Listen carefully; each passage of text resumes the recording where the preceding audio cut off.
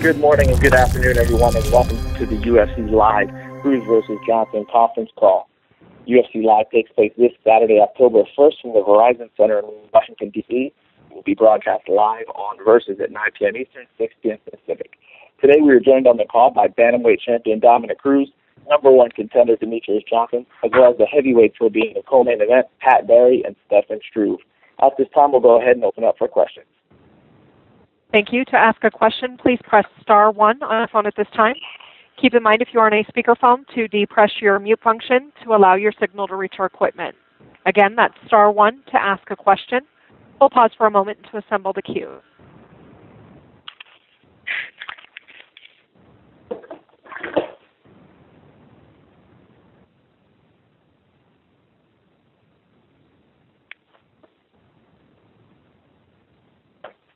Our first question comes from Neil Davidson of the Canadian Press. Yes, thank you. Dominick, my question is for you. You had written in your blog that your win over Faber was important to you because you wanted to show how you had improved and remade yourself from the first fight.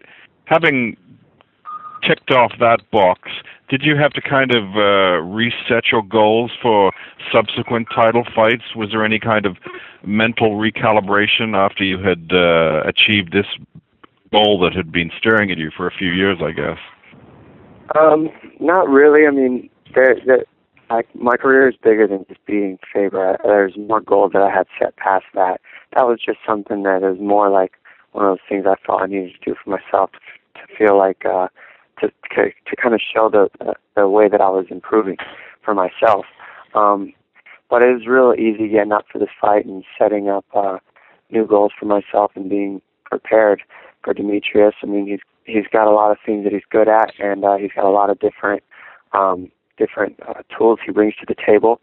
So it's an exciting fight, and I'm prepared for it and excited to go into it. And if I could just follow up, obviously this is a different opponent you're facing. You and Uriah, your differences were quite well documented. Demetrious is a pretty likable guy. How do you get on with him? It's not an issue. I mean, me and him have done press together. We haven't had any issues. I think we respect each other as fighters. But, I mean, needless to say, it doesn't mean that we're not going to go in there and try to punch each other's faces in. It's just kind of the game, and we understand that. I mean, you have a choice going into a fight. You can either get along with the person and fight him anyways, or you can butt heads and fight him anyways. So I think, for me, I have no issue with Demetrious. I'm just going to go in there and do what I do and fight my fight. And, I got no problems with the guy. Thank you. And if I can just ask Demetrious a quick question. Demetrious, you're the challenger, so one would expect you're the underdog, but the odds makers have you 4-1, or rather they have Dominick as a 4 or 5-1 favorite. Given the people you've beat recently, do you think that you're being overlooked in some quarters? I don't think so. It's just the way the world sees me. It's the story of my life. Every fight I came into, I've been an underdog, and it doesn't bother me at all. I plan on going there and putting on a great fight for the UFC and the fans, and looking forward to getting there with Dominick and just, show the world what I got. Okay. Thank you. Good luck to both of you. Thank you. Thank you. As a reminder, that's star 1 if you would like to ask a question. We'll go next to Bo Durer with ESPN.com. Yes, thanks. For Dominick, you've headlined cards on Versus before, the WEC banner. Now you're headlining another card on Versus for the UFC. Does it feel any different? Yeah, it definitely feels different. I mean, the media is chopped probably in half, the responsibilities and stuff that you have to take care of media-wise pretty much. But other than that, it feels like I'm back in the WC again a lot.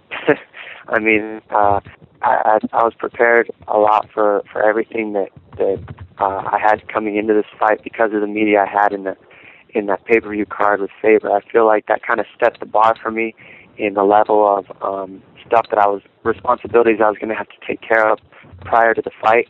And I wouldn't say that it's easier because all the work is the same. It's just as hard work-wise when it comes to training. But the level of media that you have to take care of and responsibilities in that aspect are definitely chopped in half. And is this one of the bigger venues that you fought in? I think so. I'd like to think so. I mean, probably because it's with the UFC. All my other shows were in the WEC besides the pay-per-view card. The pay-per-view card was the biggest show I've fought in so far, I believe. But this is probably right there after. Any fight in the UFC is probably going to be the next biggest card that I've had since I've only had one fight there. And for Demetrius, how do you feel the transition has gone in getting the lighter weight fighters into the UFC and seeing them now on the Ultimate Fighter and on UFC cards? I think the transition's gone very smoothly. Like Dominic said, it's just like WEC. You have all the same workers working for you, and getting you around, make sure you're getting your weight down and all that stuff. And it's been nice for the lighter weights to get a bigger stage to fight on UFC because you get a lot of notoriety with the UFC. If you're out and about, with your day, and people are like, "Oh, what do you fight for?" And I'm like, "Oh, I fight for the WEC." They're like, "What the hell is that?" And I'm like, "Oh, it's Zuffa, it's UFC." And they're like, "Oh, okay." And so I think the smooth transition has gone pretty awesome, and I think all the lighter weights, the featherweights and the bantamweights have been able to enjoy it. All right, thanks, guys. Good luck. Thank you. Our next question comes from Dave Meltzer of Yahoo Sports. Hi, for Dominic, for Demetrius, first of all, are you still working full time, or when? And if you're not, when did you give that up? And what exactly were you doing at the time? I am not working full time anymore. I gave that up once I got the call that I was going to be fighting Dominic. I thought, it's tough. Dominic's on a different level than everybody else, and I thought I owed it to the fans and myself and my family and all my training partners to, train full time. And before I wasn't training full time, I was working at a construction recycling plant where I would go in the morning like at 7 or sometimes at 5, depending on the day, and then go there, run a machine, drive a forklift, dump scrap, carry construction tubes across the warehouse. I mean, it was basically it was a labor job, and I did it for all my fights, Brad Pickett, Miguel Torres, all those fights. And after I did that fighting those guys, I get home on Sunday. It wasn't like, "Woo, let's go out and party, come on!" I was like, man, I gotta wake up and get up and go to work the next morning on Monday at 6 o'clock. Whether when I broke my leg against Miguel Torres, I was at work that Monday, walking around the warehouse with a broken leg, and so that's what I did. But now I'm a full-time fighter, and I can just dedicate 110%, on fighting Dominic Cruz. And so far, I hope it pays off. As far as being rested and, just the last couple of weeks, comparing this to, say, the last couple of weeks before Torres or some of your other fights, I mean, how much improvement do you think you've made, and how much of a difference do you think this has made? I'm hoping it's going to make a huge difference. Who knows? When I fought, the previous times I came out, I never got tired. And when I was working 40 hours a week, I barely got any rest. I mean, I get off work at 3, then I'd be at the gym by like 4 o'clock, and then work out till like 6:30, and then go home, and then wake up and do it all over again. Now I'm waking up and going to the gym, getting my swimming, my running, and my lift on, and going home chilling, going back to the gym, doing my CrossFit, then going to the ANC gym, training there, then going home and doing that like consistently, for 8 weeks straight instead of, I don't want to call it half-assing it, but just getting by back in the day. So I feel a huge improvement. My speed's a lot faster. My weight hasn't really got up, but my strength has got a lot higher. And I feel good all around. I feel, I'm confident, and, I'm just ready to go out there and see if it really pays off. And for Dominic, what do you see when you look at Demetrius? I mean, what do you see as far as like the most dangerous aspects of his game? And obviously, it's a completely different fighter than Faber. I mean, what kind of contrast, like what would be different in fighting him and what you would have to do different in fighting him compared to Faber? Really, some of the things that I see are he's kind of got momentum behind him with his wins. One, on top of that, he's considered an underdog, and I know how that feels. I came up very similar as him. early in my career, where I was working full-time job and trying to juggle that at the same time as my fight career. And then, you know, you have all these naysayers that say you can't do it, you can't beat so-and-so, this guy's the next in coming, and I went out there and did it. So it just I know it kind of lights a fire into your butt to hear that you're an underdog. So I just understand that that's something that he brings to the table and keeps in his mind all the time. So it's kind of a lot of what's challenging about him is his mindset. He's got a big heart. He's got great cardio, and he's got a good speed and a good rhythm. Something that he does differently that a lot of guys in my division haven't done so far is he's got a rhythm in his stand-up style. So he kind of moves in a certain way. It's other fighters know what I mean by you fight with a rhythm, or you fight kind of flat-footed and you try to pick and choose when you're going to throw. He fights off a rhythm. So those are some of the things he brings to the table, and I'll adjust to as the fight goes on and what I've been preparing for in my camp. And as far as like the speed aspect of the game, and one of the things I think that's benefited you in your last several fights is that you've had a speed edge on everyone that you fought, and he's really a quick fighter. I mean, what kind of do you think? Like, do you think that that's kind of something that that you're going to be testing on speed in this fight? I mean, it's always a test. Benavidez was a test on speed. Faber was a test on speed. Those guys, I mean, you can't get a lot quicker than those guys. The difference is there's different kinds of speed. You know, Demetrius has good speed in and out and on his feet, where those guys were speedy with quick movements, punches and kicks and whatnot. So it's just a little bit different type of speed. But range nullifies speed, because as long as I keep the range where I want to keep it, and as long as I keep the fight where I want to keep it, you know I'm quick too, and I fight differently than anybody that he's fought. So there's things that he's going to have to deal with as well in my style that can kind of mess around with his quickness. And for Demetrius, like he did make a good point in the sense that this is a very different fighter than anyone you fought before. I mean, what do you think, what makes him different, and what have you done differently to lead to this fight? Oh, yeah, definitely. He's definitely a different fighter. Probably one of the best fighters I'm ever going to fight. And, he does fight in a rhythm aspect, too.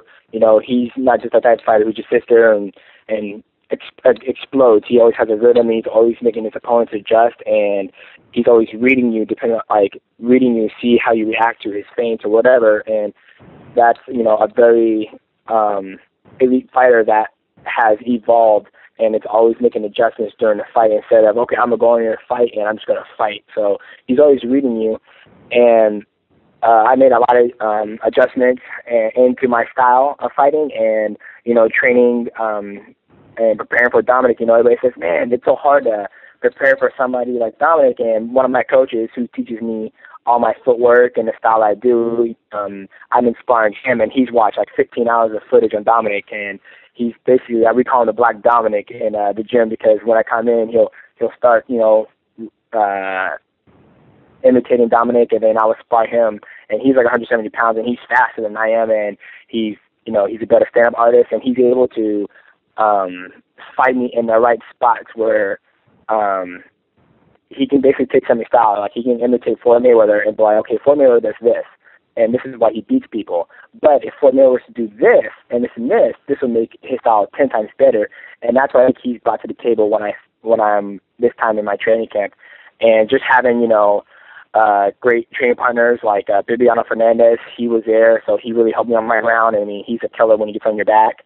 And having sparring with my coaches, Matt Hume, wrestling with him, I mean, all the guys I'm training with are always bigger than me. They're better than me, so I'm always fighting for my life when I'm training. I'm not in there running those guys down to the ground. They're running me into the ground, and then I have to pick myself back up all right, let's do it again. Show them what you got. So I think that's going to be a huge factor on my part. But, Dominic, he's a puzzle that hasn't been solved, and he's a great champion, and he knows how to put people where he's comfortable, and I just got to make sure I go in there and do my best, stick to my game plan, and, just go after it.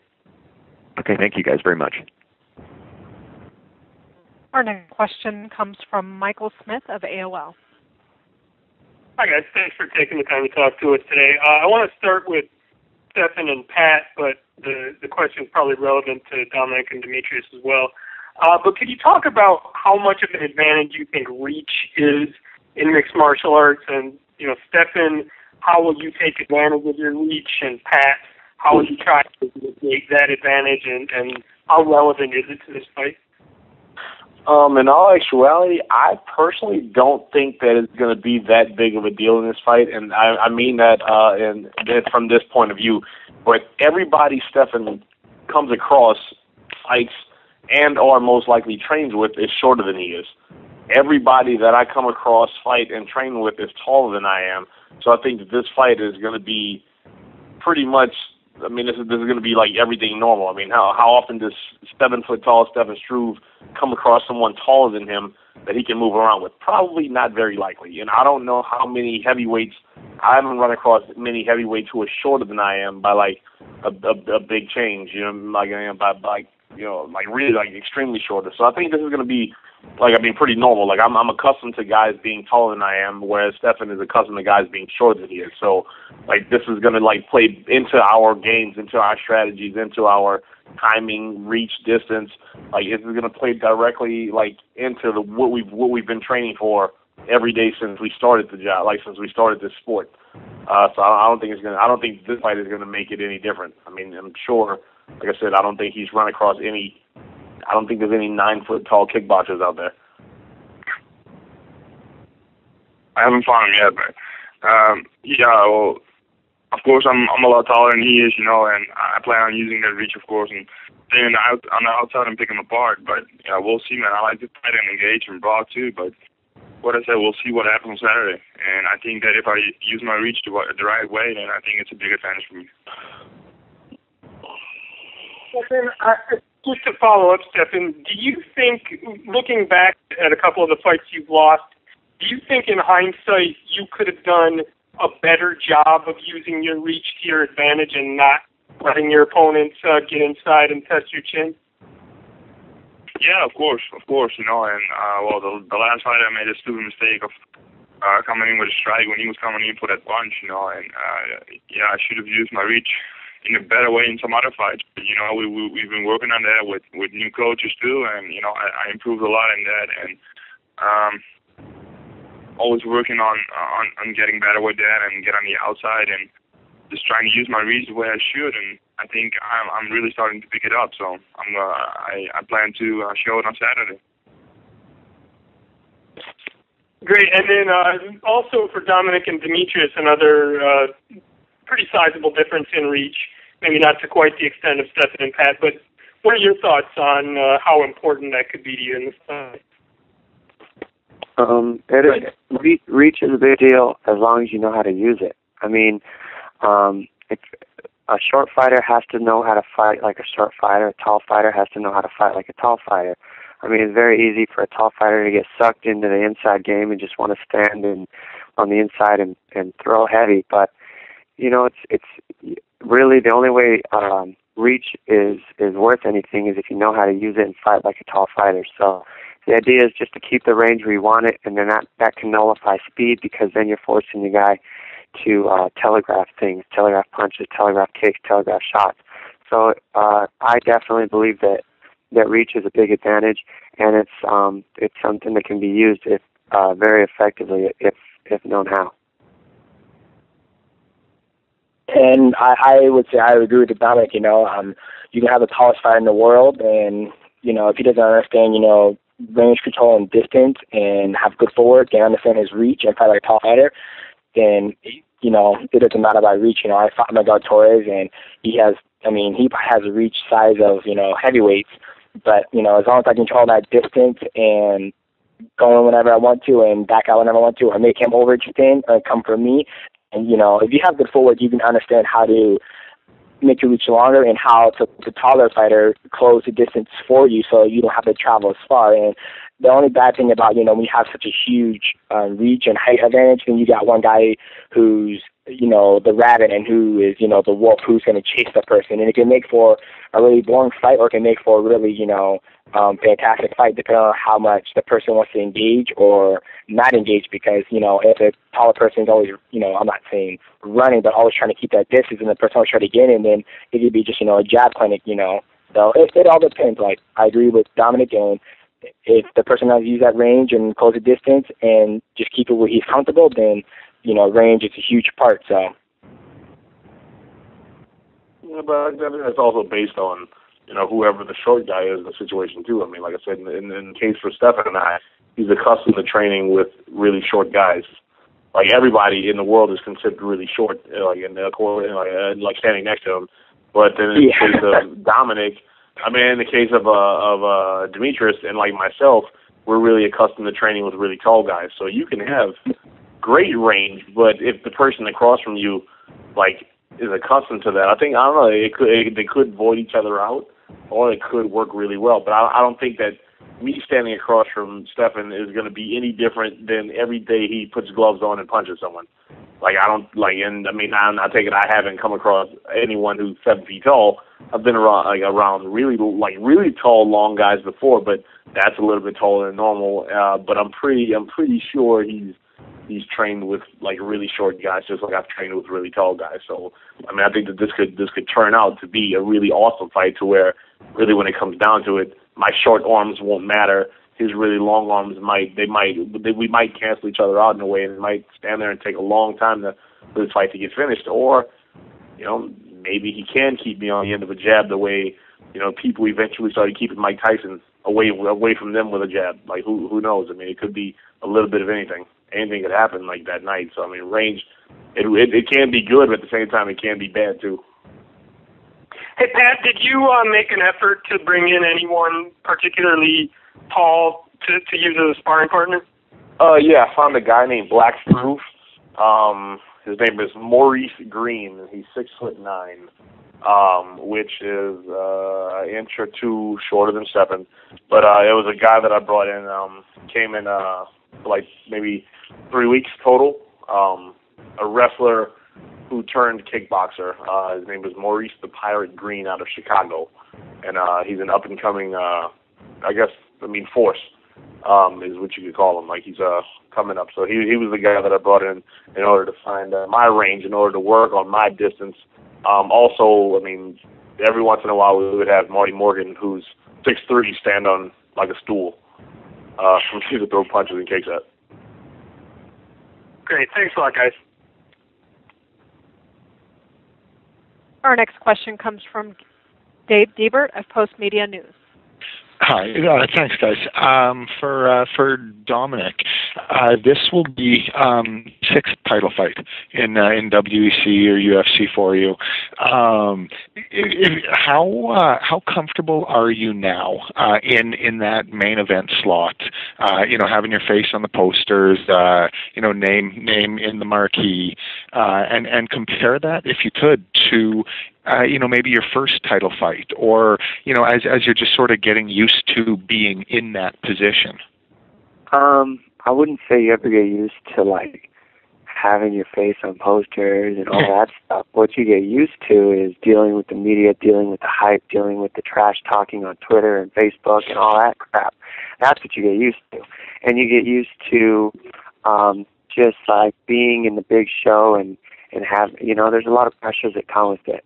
So you kind of get used to it, and definitely I can't even compare to what I feel now when I fight these fights compared to when I fought my very first title fight back in WEC. There's no comparison. It's night and day. And there's been a lot of years that I've had in this sport. There's been a lot of experience. I've gone the distance several times. So my experience is just definitely something that helps me through these fights, and it's something that gives me a lot of confidence. It's definitely something that's picked up over the years, no doubt. What compared to those early experiences, what's the biggest difference? What have you learned to just handle everything better? What you learn is you're your own worst enemy. Really. You really just kind of, it's all about how you take it yourself. It's all about how you visualize things. It's all about how you decide to handle each experience that comes towards you. And really the best way to handle it is to know that you've trained to your utmost severity to make sure that you're ready for every fight. As long as I'm training to failure on every single practice, I have the confidence that I'm going to go in there and win every single fight that I'm in. And I know that I'm in awesome shape. I'll never get tired no matter how many rounds I go. And that gives me the confidence that I need to go in and main event a card and know that I'm going to put on a show and I'll never have a boring fight because I'm ready for the fight. I'm in shape for the fight. And really learning how to just make the experience fun. I'm in a 1 percentile of the entire world that gets to do a job that I love, and on top of that, I get to do it in front of millions of people. The trick for me is just to know that I'm out there having fun. When I'm out there fighting, it's fun time. When I'm training every day in the grind and practice doing 2 and 3 a days, getting the crap beat out of me by a new guy every single round, that's when it sucks. That's when I'm nervous to come in to train every day. That's when I'm miserable. This next week, after I get this weight off, when it's fight time, it's fun time, and it's time to go out there and put on a show and have a good time. Okay, thanks, Dominic. Demetrius, how are you doing in terms of keeping your emotions in check going into this? I'm keeping emotions in check, but just looking at it as any other fight. It's a great opportunity that the UFC has given to me, and I'm going to try to take full advantage of the opportunity. And I just look at it this way. There's two outcomes. There's a lot of outcomes. I go out there and Dominic Cruz just outright destroyed me. Knee tapped me and do his thing, and I lose the title fight, and then I go back home and I go back to the gym and get ready for the next fight and keep on going. Or I go out there and I can put on a fantastic show and win the title and go back home and enjoy my life, and then go back to the gym and get ready for the next fight. So either way, it is what it is. I'm going to go out there and fight for the title. I'm very excited. It's going to be a nice 5-round fight, get more time in the octagon, and just go do it. If I think, I'm fighting the Dominator, it's going to be a hard fight. It is going to be a hard fight, don't get me wrong, but I'm not, psyching myself out. I'm like, any other fight, I just got to go out there and be the best Mighty Mouse on October 1st. And just go out there and perform and see what happens, And if I just keep myself on that, path, and then I don't overspec myself. I don't, it just feels better for me to think that way instead of like, I'm gonna go out there, I'm gonna do my thing, he can't stop me, blah blah blah blah. I just go out there and anything can happen. Okay. All right. Thanks very much, you guys. Our next question comes from Damon Martin of MMAWeekly.com. Hey guys, first question is for Demetrius. I know you had talked about in the past, eventually dropping down to flyweight and, that being maybe your better weight class. And I kind of look at you like Frankie Edgar. People keep telling him he's supposed to be a featherweight, but here he is, the lightweight champion of the world. Do you kind of see a comparison there? And then, the spot you're in right now with the chance to, pull a big upset kind of like he did with BJ Penn? I see me as the same boat as Frankie Edgar, like how we're both small guys. The biggest I ever get is maybe 142. If I check jump on the sky now, probably like weigh 140, 139 and a half. And I like it that way just because, if I want to fight at 2-weight class, if I can, like if UFC, if I go out here and, win, then that's fantastic. If I go out there and I lose, and then, they bring in the 125, like I would love to fight at 125 and 135 at the same time.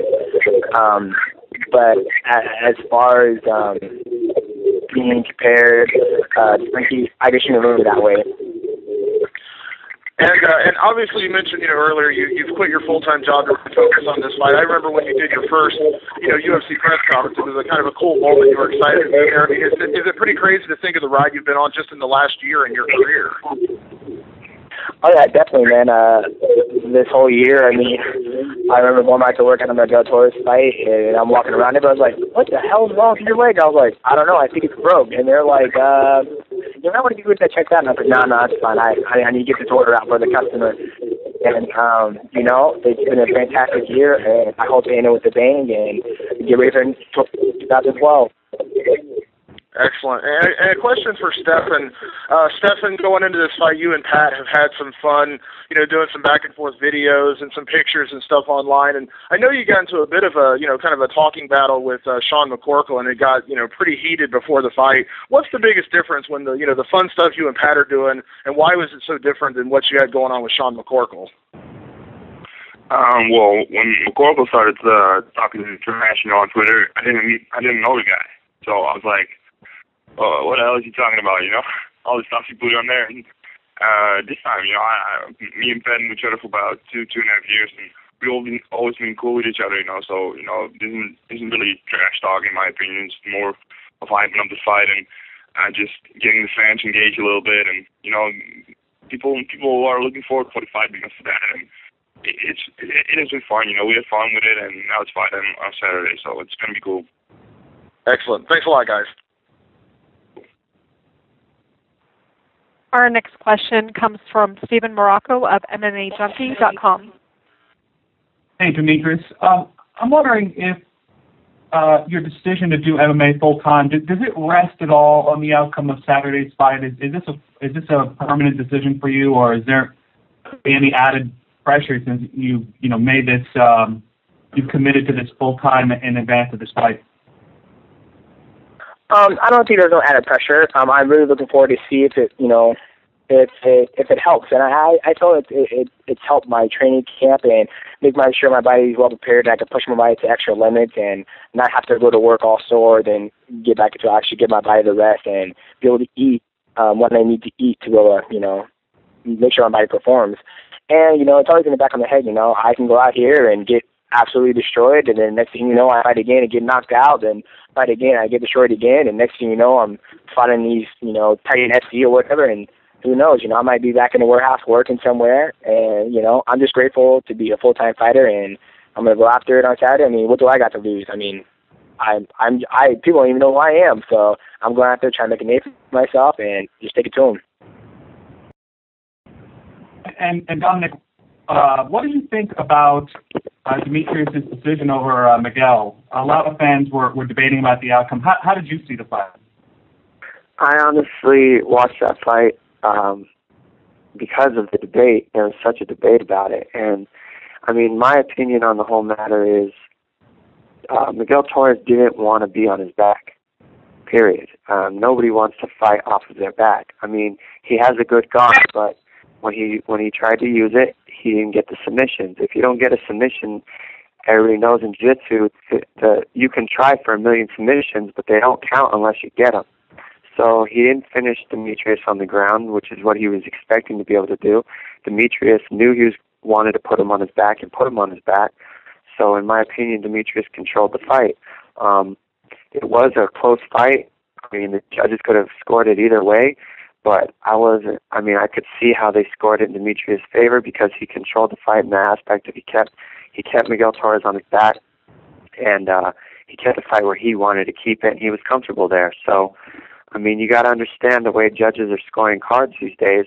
If you're not going to get the finish, then you got to understand, okay, I'm not able to submit this guy. He should have made an adjustment in the second round. Man, this guy's hard to catch. He's hard to submit. I need to use my jiu-jitsu to get back up to my feet so that I can try to make this a closer fight standing. You got to make adjustments throughout the fight to figure out a way to win. I feel that Miguel Torres was happy, was okay with being on his back, thinking he was going to get the finish. He didn't get the finish on the ground, so he lost the decision. That's kind of the way the cookie crumbles, and you got to be aware of where you're at on the. You got to be aware where you're at on the scorecard, man. Yeah. Shifting gears a little bit, did your life change at all after 132? I mean, headlining a major pay-per-view. I mean, I know you said you bought a proper bed and a TV. Anything that changes to your life? No, man. It kind of goes to the fact of the way Demetrius said that, our careers, you're always one fight away from being forgotten, in my opinion. The only thing people remember is your last fight. So it's very hard, to go out there and just make all kinds of buy all kinds of stuff, be driving this awesome car, have all kinds of stuff going on, and have all kinds of bills. I'd rather just keep my life the way it is, live very cheap. That way, God forbid I bust my eye socket and I can't fight for a year. I don't have a stack full of bills that I got to pay without income coming in. So I really don't change my life up much. The only thing that's changed is I get recognized a little bit more because I'm fighting on the biggest stage in the planet, being the UFC for MMA, and a little bit more respect here and there, and God has blessed me, so I'm happy with it. What are you driving these days? Say what? What are you driving these days? I can't hear you. He asked what you're driving nowadays. Oh, where am I driving? Sorry, it's all raspy or something in the background. I'm driving just a Honda Civic. Sweet. Yeah, have a giant tailpipe on it. What lessons did you take from that your last fight? I can't hear anything. I don't know. Steven, this is Dave Schaller. We can't hear you. You're going to have to dial back and on a better connection. Let's go ahead and go to Franklin McNeil from ESPN. Hey, my question is for Dominic. Dominic, since you've moved down to bantamweight, you found a lot of success there. You've become a champion and one of the best fighters pound for pound in the world. But if you get past Demetrius, is it possible that you would consider at some point moving back to featherweight? And if Jose Aldo continues to defend his title successfully there, would you like to try your chances there? You know, I don't ever turn down possibilities like that. I'm never going to say no to something like that. I mean, that's an awesome step up. But I'm really not worried about it right now. I got somebody to beat, somebody that you can't really focus on. Well, I wonder after this fight if I'm going to move to 145. I haven't really thought about it, to be honest. I've done 2 camps back to back, getting ready for UFC 132 and now getting ready for Demetrius. And each fight, I'm very focused on the fighter that I'm up against, and that's it. So I haven't really put much thought into it. But I will say that I'm not going to turn down the opportunity if it comes up in the future. Okay, thanks a lot, guys. How come nobody asked anybody if they're ever moving up to heavyweight? Our next question is from Anthony. Only to fight you, Pat. Yeah, but I'm too cute. I'll hop around like a chicken. You're taller than me. Anthony Springer of FightNews.com has our next question. Yes, this question is for Dominic. Can you talk a little bit about, the evolution of your style and just kind of finding, the rhythm that you're in now when you fight in terms of keeping guys off balance and how all of that came about? It just comes from a lot of training, man. I live in the gym. I don't do anything else. It's my life. And really, it's a lot of drilling, a lot of pad work with my coach, Eric Del Ferro. We're always working new things and working new techniques to improve and keep people guessing. And that's basically what it's about, is just every single fight coming out looking like a new fighter, adding something new to the arsenal, and, just doing what I do best and adding to it every single fight is basically what it comes down to. It started out with just trying to find a way to not take a lot of damage and inflict a lot of damage at the same time. And with that mind process, it's just escalated from there and built into my style. So it's kind of something that Eric Del Ferro's helped me a lot with, and then I got a lot of top-notch wrestlers that I work with as well that help me with that. And was there a fight? Cause I know that a lot of fighters say that doing things in the gym versus doing things in the fight is sometimes very different. Was there a fight where you realized that everything had kind of come together for you in terms of the evolution? I'm sorry, I didn't hear that. Can you say that one more time? I know a lot of fighters say that doing things, in training versus doing things in a fight is a little bit different. Was there a particular fight for you where you felt like things had finally come together in terms of your style? I would say not really.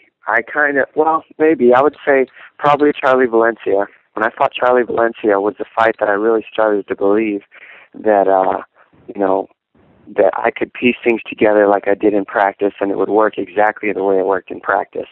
You do pad work every day, you spar every day, you do all this work every single day in practice, and sometimes you second guess, is it really going to be like this when you get out there and fight on the big stage?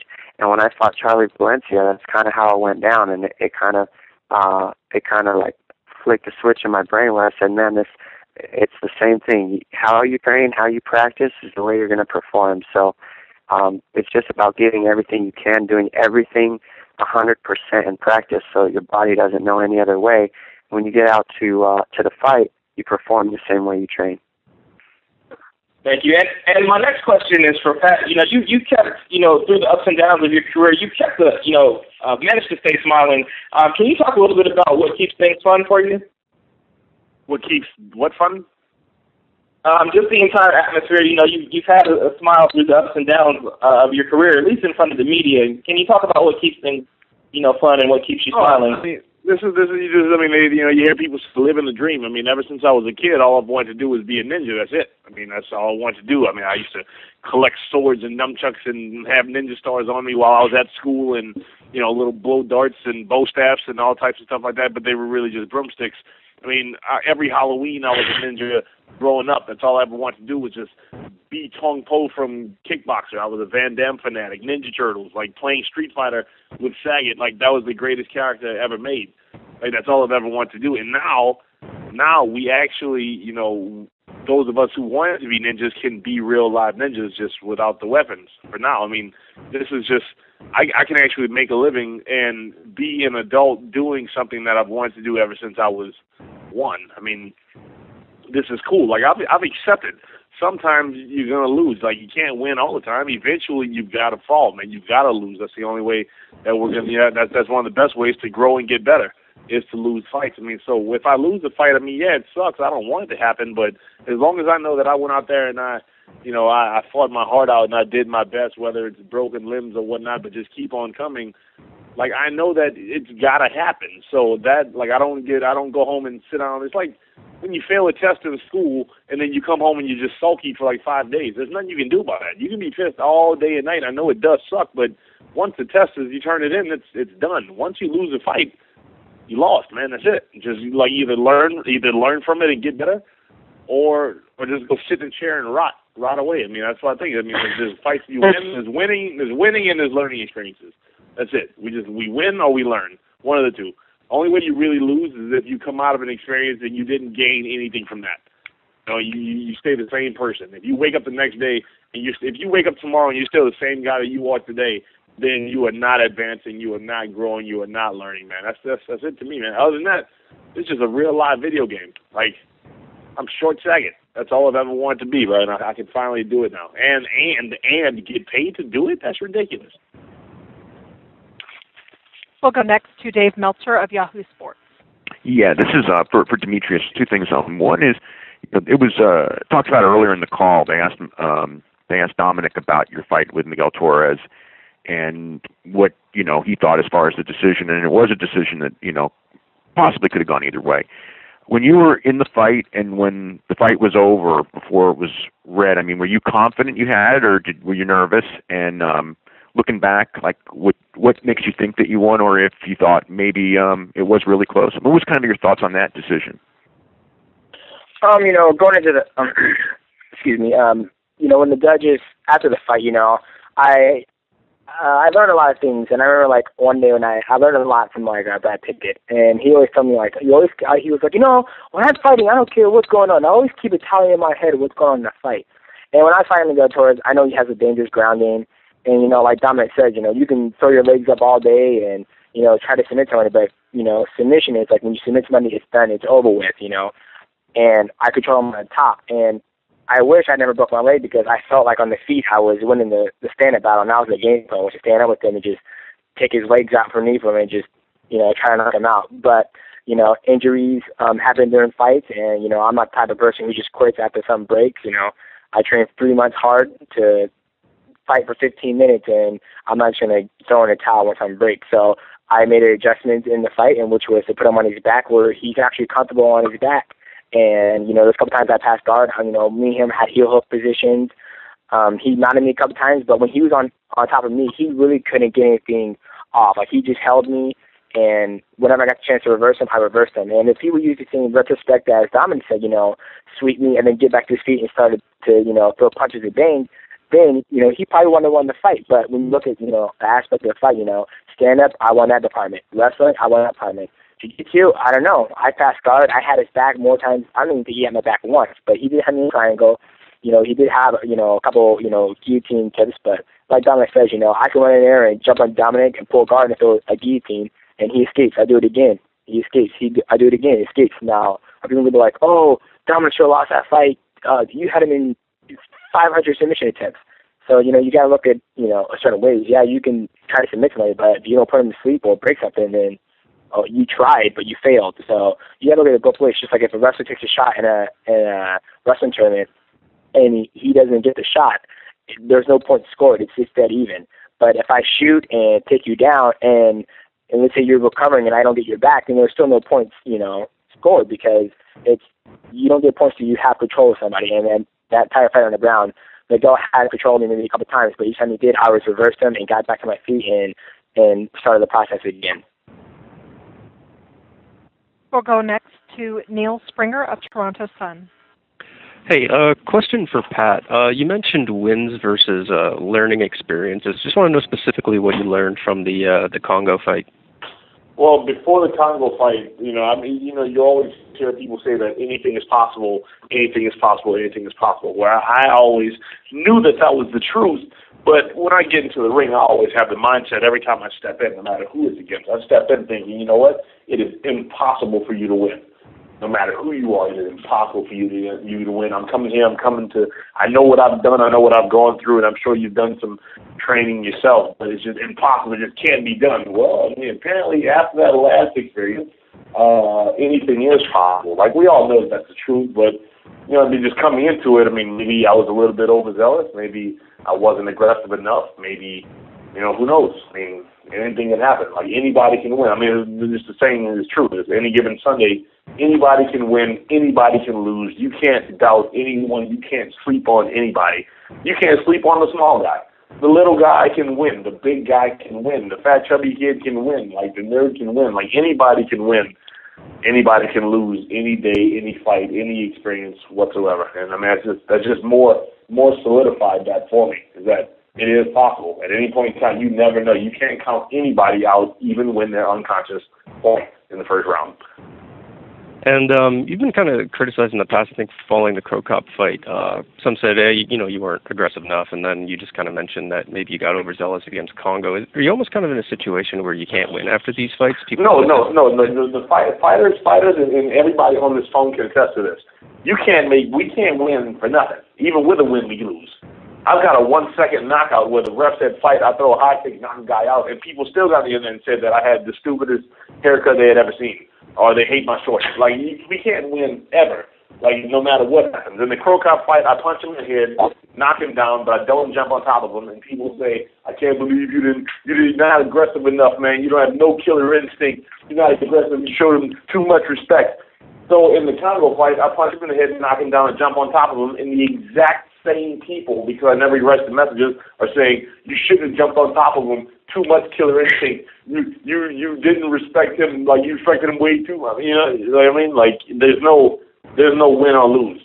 If I punch somebody in the head and knock him out, people say that my ground game sucks. If I submit somebody, I guarantee this now. The day that I submit someone in the UFC, people are going to sit there and say, but I thought you were supposed to be this badass striker. What the hell are you doing groundwork? You're supposed to be this. We want to see you can't win, no matter what. It's just not going to happen. Some people are going to love you. Most people are going to hate you. That's a fact. That's part of the job. That's what we've all had to accept, is that people are just going to hate our guts no matter what. All right, thanks. And for the record, I own 3 swords and watch Kickboxer on the weekend, so. Hey, man, that's All right, thanks, Pat. All right. We'll go next to Neil Davidson of the Canadian Press. Yes, thank you. We're coming off a pretty impressive performance by John Jones on the weekend, and I wonder if I could ask the fighters what they thought of his performance and whether they think he's going to be the one who's going to be able to retain the light heavyweight title, which has bounced around a fair bit for a while, and what kind of fighter they think could beat Jones. Maybe if I could start with Pat. What is it going to take to beat John Jones? Yes, and what did you think of his performance? I thought his performance was exactly what I was expecting. To a certain extent. I think it wasn't necessarily him, but the feeling that I got was that Rampage was planning on bringing John Jones into rounds 4 and 5, but just didn't take into consideration where the fight was going to be, and that if you do let the fight go further on, you're also going to get tired. The way that I think someone like John Jones has the Mike Tyson effect, same thing as Anderson Silva. Both of those guys are going to lose. Eventually, it has to happen. Everybody's got to lose. But what has to happen is someone has to get in the ring not afraid of them. And that's what I feel has to happen, like the Mike Tyson effect. Everybody got in the ring with Mike Tyson in his early career, like expect, like any minute now I'm going to lose. Like they just did it. I wonder how long it's going to go before he knocks me out. I think that's what happens. I mean, just off his last few fights, you see guys get in the ring with John Jones, they know it. You can just see it in their body language. At some point in time, he's going to do something ridiculous that I can't identify, and something's going to hit me, and I'm just going to wake up later on. You know what I mean? Like, the guy can fight you anywhere. He can take you anywhere. But he's also developed this reputation, and it's all about him as just really intimidating. And I think that in order for someone to take him on, in order for someone to take on like Anderson Silva, the way someone eventually had to step to Mike Tyson was someone has to get in there fearless, not care about what he can do. Like, you have to get in there and just not, so what, he's going to spin, he's going to do something flashy, but just get in there and just go at him, like, fearlessly, is what's going to have to happen. Thanks. And Stefan, what do you think of Jones, and what do you think is needed to beat him? This weekend, I think he showed a great use of his reach and all the attacks he used, especially later in the rounds, from a distance were really good, and I think you need to have someone who's not afraid to strike with him and not afraid to end on his back, a really good Brazilian Jiu-Jitsu guy maybe. And I think that may be the key to beat him. So maybe someone with great leg locks, He's got long legs, so it's maybe easy to get a hold of, But for the rest, it's been really impressive what he's shown so far, and it's going to be really interesting to see his future fights, and especially the fight with Rashad. It's going to be really interesting because I think Rashad is a lot quicker than him. So I think that may be key too. Thank you, Dominic. What are your thoughts about your fellow champion? I think John Jones is showing, what you need to have to be a dominant champion. To be honest, it's like he's going out there and he's keeping people guessing from round 1 to round 5. He never comes out the same way. He never throws the same combinations. It's always switching it up, and he's always threatening. You never quite know. When you're in a clinch with him, you don't know if he's going to go for an inside trip. You don't know if he's going to go for outside throw. You don't know if he's going to drop to a single leg. He just keeps you guessing, and that's a big part of this game is to be unpredictable. And that's something he does well. The person that's going to beat John Jones, in my opinion, is the person that has great striking fundamentals in the sense of defense, checking kicks, great boxing. I think you got to be able to pressure him with hands and have the fundamentals of closing the distance because of his use of reach so much. So you got to know how to fight like a short fighter, like Tyson type style, where he knew how to get past people's jab, get past people's reach. But you also have to have kickboxing fundamentals to check kicks and be ready for the push kicks that he throws. And you got to have that wrestling aspect. The only way to beat John Jones, in my opinion, is to put him on his back. You have to be able to put him on his back in occasions during the fight.